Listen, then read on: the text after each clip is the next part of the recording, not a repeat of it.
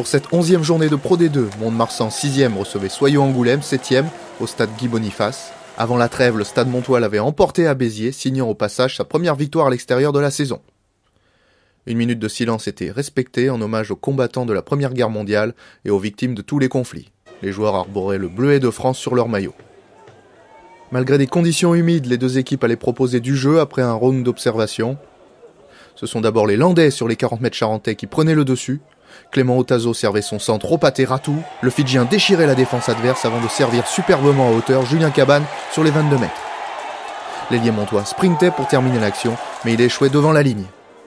Madame Anizet n'accordait pas l'essai. Les jaunes et noirs obtenaient malgré tout une mêlée à 5 mètres. Après plusieurs fautes consécutives, le pilier droit du SA15, le Tongien Léo Alavato, écope d'un carton jaune. Au contraire, ce sont les Charentais qui ouvrent la marque. Depuis les 40 mètres, Sébastien Pouette ouvre le jeu pour Ilikena Bolakoro. Le centre fidjien perce sur plus de 25 mètres et efface plusieurs plaquages montois.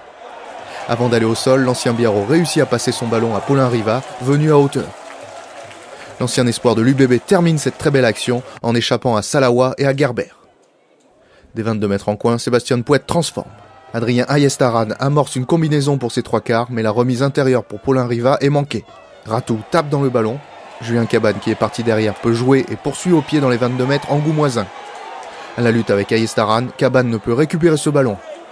Le capitaine charentais dégage en ballon mort, mais concède une mêlée à 5 mètres. Sur cette mêlée à 5 mètres, le stade montois va profiter de cette occasion. Charles Mallet joue une 89 avec Loustalo, mais le demi de mêlée renverse complètement le jeu pour son ouvreur, Clément Otazo. Le numéro 10 perce plein champ, fait mine de donner à ses trois quarts et marque en force l'essai du stade montois. Christophe Loustalo transforme. Avant la mi-temps, Sébastien Pouette et Angoulême avaient l'occasion de passer devant, mais le coup de pied de l'ouvreur argentin passe à droite des poteaux. En deuxième mi-temps, le jeu est plus haché, les Charentais se mettent plusieurs fois à la faute. Des 22 mètres en face, l'artilleur Christophe Loustalo donne l'avantage à son équipe grâce à une pénalité. L'ancien espoir de l'Aviron bayonnais permet même à son équipe de faire un petit break de 6 points avec une seconde pénalité inscrite en 5 minutes pour le stade montois. Angoulême s'accroche et veut au moins ramener un bonus défensif de ce déplacement dans les Landes. Les Montois se mettent à la faute sur une action au sol. L'ouvreur italien Davide Duca permet aux Charentais de revenir dans le bonus défensif grâce à une pénalité marquée depuis les 22 mètres.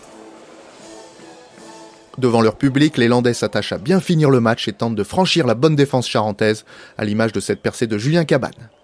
Christophe Loustalo obtient une nouvelle pénalité bien placée et scelle la victoire des jaunes et noirs. Mont-de-Marsan l'emporte devant Soyaux-Angoulême 16-10. Les Charentais ne prennent aucun point et les Landais remontent en haut du classement.